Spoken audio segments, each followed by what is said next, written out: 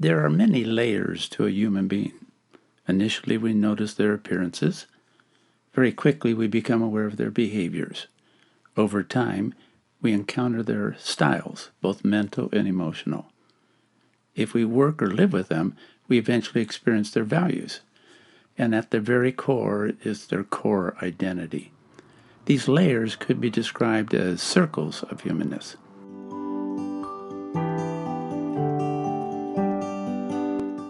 Each circle supersedes the importance of the outside circle. Our impressions and hallucinations of a person are based on how they look. Appearances. Well, we'd all like to politically believe that we are not prejudiced or biased based on how people look, appear, and dress, but we are. Within 40 seconds, people size us up, and we tend to enjoy doing the same thing with them. There's nothing wrong with that. We just have to make sure that we know it's not accurate. So let's examine in the Western world how people might be interpreted with their initial contact with another human being. People with a narrow face, small eyes, small mouth, thin lips, and if their eye socket is sunken into their skull, almost like in a cave, those people are interpreted as being credible, ambitious, driven, and result-oriented. Whereas people that have a wider face, bigger eyes, bigger mouth, bigger lips, and their eye socket is closer to the surface, those people are going to be seen as more approachable, friendly. They're going to be committed to high morale, and they're extremely cooperative. If you have features from one column and also features from the other column, you can probably presume that people don't stereotype you as much.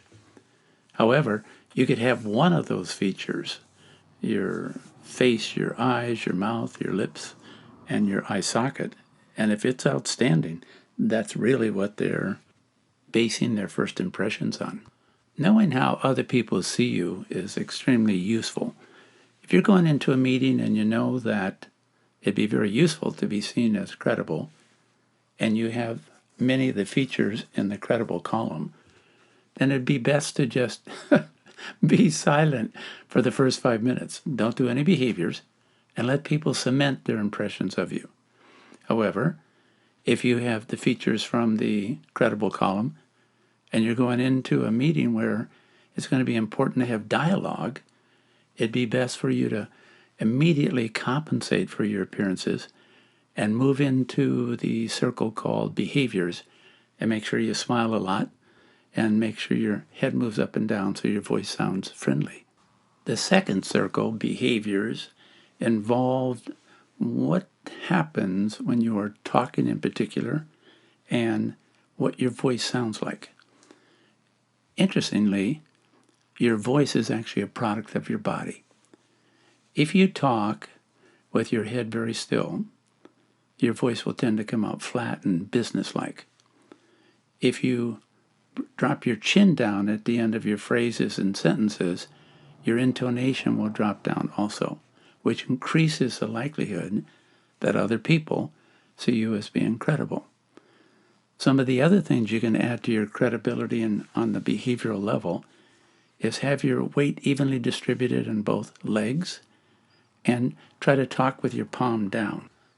The behaviors that are associated with someone who's more approachable is that their voice pattern tends to be a product of their head moving up and down, so that their voice is rhythmic and almost social, friendly-like.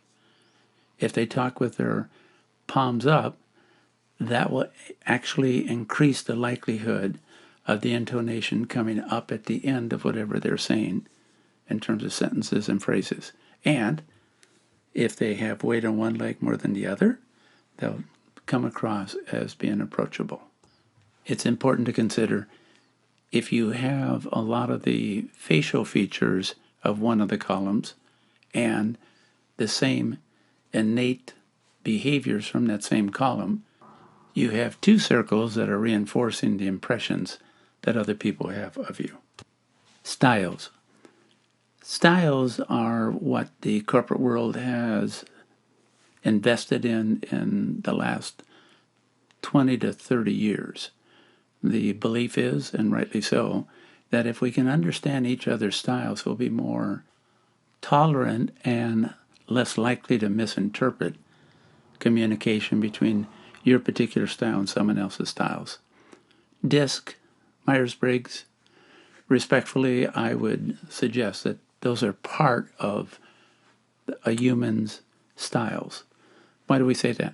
Because in a given context, our style may be very different. How I will operate when I'm at a funeral versus a wedding might show very, very different styles. I'd like to add to the collection of styles my own favorite, which is dogs and cats. It's the ability to transfer our knowledge of household pets to people. When you go to a pet store and you get a kitten versus a puppy, you know they're going to be very different as they mature. Likewise, if you put people on a continuum at one end, high dog, and at the other end, high cat, it would help explain why people tend to operate differently from each other. And you can use the initials T and R to describe the difference between a cat style and a dog style. For the dog, the T and the R stand for tranquility and routines. They're the members at a meeting when there's any kind of conflict. Oh boy, they're trying to figure out how to get out of there. They'll tend to drop their head down. They will tend to want to have just tranquility. And even when we have tranquility, if we change the routines of what we do, oh my goodness, very upsetting for the members that are operating from their dog. The T and the R for the cat stands for tension and risk. When we compare the difference between styles and values, those two circles, the majority of people, while they appreciate knowing each other's styles, when interviewed, and if they had a choice between working with someone who has the same values but different styles, or people with the same style but different values, 90% of the people are always going to go for, I would rather work with someone where we have compatible values and we have to figure out how to communicate through different styles. So in summary, we have 5 circles. We have our appearances, behaviors, styles, value, and core identity.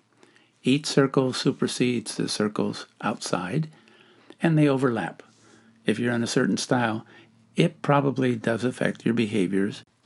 The difference between your values and your core identity is that we all wear many hats during the course of a week. The values that come out the most in a variety of contexts would be an indication of what your core identity or the 2 or 3 values that you operate most from are.